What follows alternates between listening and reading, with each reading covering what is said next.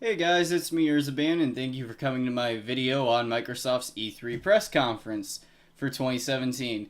Now, before I go further in, I brought my favorite cracker to help me bounce ideas and have a real discussion. Scopeo, what up? So yeah, right before we get into this, a couple things I gotta say. Scope isn't gonna really be able to give a full verdict on this press conference because he didn't watch the full press conference. He watched a couple summary videos and a few trailers, and we got him mostly back up to speed. It just he still hasn't seen the whole thing, so me and him both agreed that's not enough to really give a full verdict on this, but he does know enough to at least talk about everything we're going to be talking about here. Yeah. So, Microsoft. Holy shit, you guys fucking delivered this year. They did. They went ham this year because they announced games all over the place. Literally, there was like 22 some exclusive properties and a shit ton of other AAA third-party games having their reveals there, and it made for a really good press conference. So without further ado, let's go ahead and dig right into this with Microsoft's biggest announcement that they had. The Xbox One X. Woo! Now, I'm gonna let you start, and then I'm gonna interject. Alright, so basically the Xbox One X. It was first introduced as, I think, the Xbox Scorpio? Yeah, Scorpio. Yeah, the Xbox Scorpio with the Scorpio engine, and now they renamed it to the Xbox One X for some reason. I guess it fits better or whatever. But it has some really good specs and everything. It has 4K, obviously, of course. But its price is $500. Yep. Comes out this November for $500. Now, I do like it overall. It is an ample improvement over the Xbox One S. Yeah. And it is going to give you better hardware that can compete with the PlayStation 4 Pro. I actually think the hardware is a bit better than the PS4 Pro. And I'm glad that we got it. It just, I think $500 is way too much for this thing because I just don't think it's worth it to anyone who already owns an Xbox One already. And if you do, I would recommend just buying one of the other models because they're going to be so much cheaper. Yeah. Literally, if graphics aren't life and death for you, there's almost nothing to really convince you over this thing, despite being the smallest Xbox that's ever released. Now, that is a pro. It's way more compact and you can do more with it storage-wise. But beyond that, it has no real advantages, in my opinion, except for graphics and load times and other things like that. Yeah. So overall, I like it. It's just priced a bit too high, in my opinion. Right. Now, the next announcement that we have is something that made me very happy as a gamer, especially one who collects games, is that they announced original Xbox backwards compatibility. Who who would have thought, dude? Yeah, like I thought we were just gonna have the limited Xbox 360 backwards compatibility, and then that was gonna be it. Yeah. Like I didn't even think they were gonna even touch the OG Xbox games, but no, we're getting OG Xbox games, and they said they plan to add a lot. So thank you, Microsoft. I never thought I'd have to praise a company on actually prioritizing having backwards compatibility, but thank you. Thank you for doing it, and while I wish that you had full backwards compatibility instead of select titles like you're doing here, I'll take what I can get as long as we get decent libraries from both the 360 and OG Xbox. I'm happy with that. Yeah. It's going to be way better for me to archive those games and have them playable on the Xbox One than it is to hold on to my original Xbox for the next 20, 30 years because it's newer hardware. Right. So that being said, thank you. Just thank you. If you had a mic, I'd say drop it right now. Yeah. Now here's what made this press conference really fucking amazing. The games. They announced a shit ton of exclusive properties and had a whole bunch of third-party titles, and having a shit ton of both makes for a really good, fun, and inventive E3 press conference, in my opinion. Yeah. So let's go ahead and just list off some of the games that they showed off here. This isn't the whole list, this isn't in order, this is just to give you an idea of everything that they were showing off, and there was a lot more than what we have on this piece of paper. This is just what we have listed here, and the majority of what we plan to talk about. So go ahead and tell them the list of games we have written here. Alright, so Crackdown 3, Sea of Thieves, Tacoma, Life is Strange Before the Storm, Metro Exodus, State of Decays, The Last Night, Middle Earth, War of Shadow, Black Desert, Ashen, Assassin's Creed Origins, Super Lucky Tale, 4K Minecraft updates, Anthem, and more. 4K Minecraft updates. You mean my blocks now have 5 more lines on them? That's amazing. Yes. If nothing, I'm happy the Minecraft community's getting it. It's just like, Same. really? Right? Like, out of all the games you can They brag kinda- 4K for? They kind of just threw that in there. Yeah, They're like, oh, yeah, by the way, we did forget. Out of like everything you could promote is like 4K visuals and everything else, you go for fucking Minecraft. Like, Yeah. really. Anyway. But they had a shit ton to talk about, and while I'm not going to cover them, I'm going to give you at least a good bulk of the games that we're going to discuss here, and then give you some of our favorites from the press conference, and then our overall opinions, and my verdict. So, let's go ahead and talk about Crackdown 3. Now, Crackdown and Sea of Thieves were honestly, in my opinion, the 2 biggest exclusives they had to show off out of all the exclusive properties, because the exclusive line for Microsoft's really kind of hurting right now, and while they did show a whole bunch here, there's no real big giant heavy hitter like Halo or Gears of War, which I think they need more than just those 2, but they really lacked that this year, and I do find that to be a small complaint. Yeah. So, Crackdown 3. I'm not excited for it. I'm not gonna get excited for it, but the gameplay demonstration and trailer that they had was pretty good. Yeah. So, yeah, Crackdown. I don't have any memories with it. I don't ever remember playing it, but it looked pretty decent. And then, the announcer they had for this game. Best person they could have picked for this game. Full of energy. Yeah, they brought Terry Crews on board for this game to do a lot of the promotion for it. So, out of like everyone you could have picked to promote a super energetic and ridiculous game, you picked the best person because Terry Crews always brings energy to everything that he does. Even if you don't want, he gets super into it and just gives it his all. Yeah. You can see that. You see the emotion in his face, and he was the perfect person to have on board.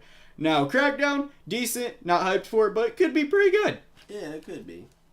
Next up on my list, we have Sea of Thieves. Now, me and Scope kind of are what's the word I'm looking for? Conflicted on our opinions of this because he likes it and I kind of didn't. So let me go ahead and talk about it for me first. Overall, I'd say that I didn't really like Sea of Thieves too much from what they were showing here because a lot of what they were showing looked like filler gameplay, like scavenging ships, plundering caves. The combat looked very rudimentary, and then a lot of it just felt pretty filler. Yeah. Like, that's what they had the majority of to show off the gameplay demonstration. Now, what I do still find to be good of it is the scope of the game, and I feel like it's going to be a really, really big game. Yeah. But beyond that, the press conference just really didn't do it for me with Sea of Thieves, and if you're hyped for it, great. I'm just not right now. That could change, could not change. We'll see how it goes. It's just, I'm not too thoroughly impressed with this one gameplay section that we had. Right. So, how do you feel about Sea of Thieves? I feel pretty good about it. I feel like it's a pretty good, like, cartoon game, you know, and, like, not many go for the cartoon aspect of games and stuff like that. I just like seeing more of that, you know, more people going for that. And also, it just seems like it seems like a pretty fun game, you know, to play every now and then. Yeah, I mean, like, the idea of a pirate MMO is pretty cool. Yeah. So I'll give that to you. The art style does look pretty unique, and the idea is really cool, and the scope's there. It failed to bring me on board. I understand why you and everyone else is fairly to really excited for it. I couldn't get to that. Yeah.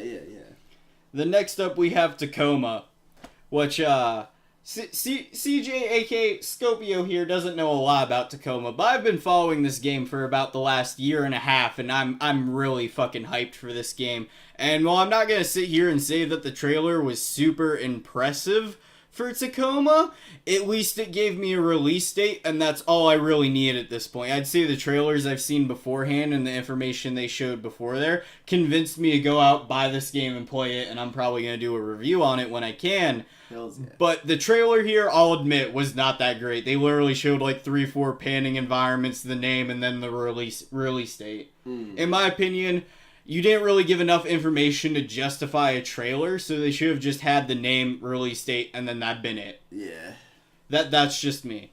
Really hyped for Tacoma. Not a lot of info here, but I don't care. It's coming out, and it's right out my door, coming out on August 2nd, being like, hey, Urzaban, I'm here. Come play me. And I'm like, you know what? I will. Right after Life is Strange Before the Storm. Wait. That comes out after you. So yeah, I'll play you first. And then next up on the list, Life is Strange Before the Storm. Woo. They really hit it out the park with the AAA stuff that they were showing, or like third-party stuff they were showing, because like it was all stuff that I could see people getting really hyped for, like Metro Exodus, Life is Strange Before the Storm, and other games like that, Middle Earth, Shadow of War. Like, these were all really big game reveals that they had. And a lot are, like, a good amount are in August, too. Yeah.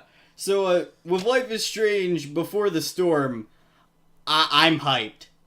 There's no way for me not to be hyped. I reviewed all 5 episodes of Life is Strange. I actually did a mini sketch series that this person that I know appeared in 2 episodes.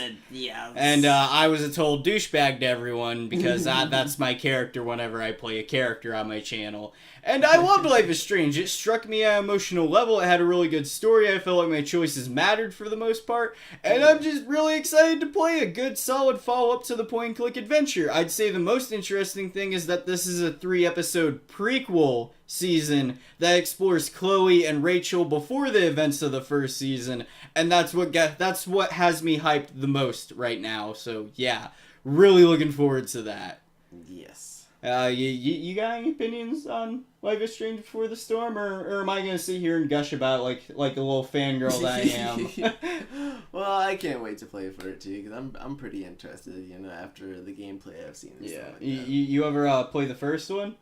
I did not get around to playing the first one. You know what? Wait here. I will be right back.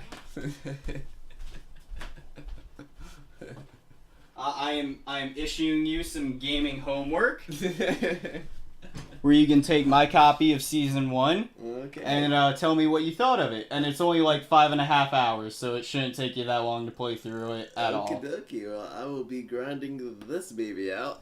And be careful with that. That is the limited run of the game. Oh, yeah, I will. I will definitely be careful. You can still get physical copies, it's just they had a very limited amount of the limited edition, so that's why I stress being careful. Yeah. Then next up we had Metro Exodus, boy. Oh god, I am hyped for Metro Exodus. I fucking loved Metro 223 and Metro Last Light. They were really good games. Yeah. And to now see this new one that's taken the concept of the first 2 games and completely turned it around where the surface is breathable, but now all the tunnels are toxic and unable to breathe in is really fucking cool. That was the reversal I think the franchise needed from just being the same thing again. So I'm excited for it. I'd say the gameplay section that they showed here was bullshit because it was way too scripted. I feel like it was just like way too perfect with how everything happened. Yeah, it was. And then a lot of it didn't feel like it was actual gameplay graphics. It felt like they had the engine there and like a basic show of concept. But that was about it. But I don't care. I'm excited. Yeah, I'm really fucking excited. Yeah. What do you think of Metro Exodus? Yeah, I'm pretty hyped. I'm glad that they finally brung the concept of actually walking out into a breathable world and stuff like that. Yeah. And it did seem a little bit scripted because I remember at one part where like a rat came and he looked exactly when the rat came and stuff like that, and and other stuff. But other than that, yeah, I'm pretty much ready for it too. And I'd say the music in that trailer felt like they ripped that straight from 28 Days Later. Yeah. Because it had like the same score and same tones and everything, but I don't care. Yeah. I'm hyped. Oh, I like the part where he like felt like the little wolves, or not the wolves. Oh, you're it's talking about like bees. the mutant dogs and stuff in the sewers? Yeah. Yeah, that was synced up really well with the music. But yeah, Metro Exodus looked pretty damn good. Yeah, that was good. And then next up we have State of Decay 2, which was my least favorite thing at Microsoft's E3 press conference. And I feel like I'm going to get some flack from people for this, but I don't care. I am sick to death of generic zombie games at this point. And State of Decay 2 looks about as generic as one could come. Yeah. And the other thing that kind of annoyed me with the trailer was they did nothing to establish any real gameplay with it. They just showed a whole bunch of different scenarios being like, whoa, it's the apocalypse, whoa, what choices will you make, whoa. That's why I didn't really like what they had to show with State of Decay 2. Yeah. Too generic for me, didn't really show enough of the game, and I just didn't like it that much. Yeah, If you have anything to add, feel free to. I feel about the same for it, to be honest. Okay, we'll move forward. And then we have The Last Night. Oh, this game looked really fucking cool. Yeah. This game's art style, you were into it as soon as it started. It's so unique, dude. Like, it had the pixel graphics, but it was like at a weird angle to where it made these pseudo 3D environments to where it made it look like both a 3D game and a pixel art game. Yeah. And that looked so cool and unique, and it actually got me way more excited for that game, and I want to read up about it. So that was a pretty good announcement. Yeah, I'm very interested. And then next up we have Middle-earth Shadow of War, which I showed you that one. That's the one that's basically the sequel to Shadow of Mordor, where you can now take control of the orcs in the Nemesis system and stuff like that. Oh, yeah. It looked pretty cool. Anyone who liked the first one, I think you're going to enjoy this one a lot. It looks like an ample improvement over the first game from what they had to show. Yeah. I never played the first one. Probably not going to play this one because I got too many games to play right now, but it looked good. It looked really good. And then next up we have Black Desert. Oh boy. Oh man. Now, this is a PC game that's been out for a while that's getting a console launch on the Xbox One. And the trailer looked pretty good, and I wanted to look up more about it. Then I looked up more about it. And then I found out that this is a Korean MMORPG. And if you know anything about Asian MMORPGs, they tend to have microtransactions out the wazoo, with where you have to pay for almost everything, so I might give this game a shot. Don't know if I will, but hey, it at least looked good. Yeah. And then next up we have Ashen. Now, Ashen, in my opinion, looked like a very artistic version of Dark Souls, because a lot of the concepts were the same with how I was talking about light and dark and how the encounters looked like they were going to be a bit more hardcore. Yeah. I wouldn't go ahead and call it that to begin with, because it was a 1-minute trailer just announcing the game. Right. And it honestly didn't share too many elements with it, but I could see where it borrowed some influence. Yeah. What do you think of Ashen? Yeah, it did borrow some influence from Dark Souls and stuff like that, but it is. I feel like it'll be a good difference to where you would tell the difference on how unique it is and stuff like that. So I believe it'll have. No, I noticed that the people didn't have like faces in that game. Yeah. that was a little weird for me. I don't understand that. Maybe it has something to do with something in the game, or it's probably like an art choice or something like that. It was just a little weird. Yeah. And then what do I got here next on the list? We have Super Lucky Tale, 4K Minecraft updates, Assassin's Creed Origins, which Assassin's Creed, if you're a fan of it, whoop-de-doo, you're going to get a new Assassin's Creed game. I'm not going to shit-talk the game, that's just how it is. It's down to the fanboys for that franchise, in my opinion, and you're getting a new game, so good for you. Yeah. And the last thing I really have here to talk about out of the list of games that we wrote down and marked with checks to really talk about was Anthem, BioWare's new IP. Now, they unveiled it in EA's press conference, but they showed a lot of gameplay in Microsoft's press conference. And I gotta say, it looks pretty good. It does.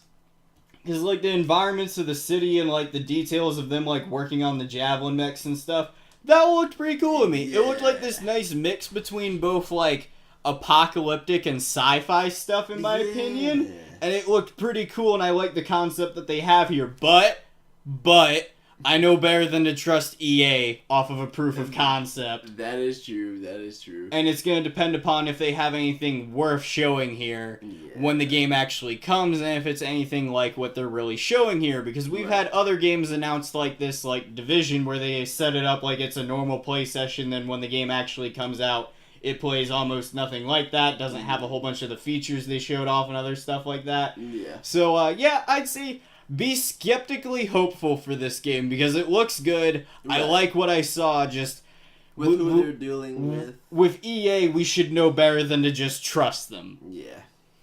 So, do you have anything to like add on that I may have skipped over, having contrast to my opinion on Anthem? I really liked Anthem. I like what it's going for with how, especially with like the whole like nature thing.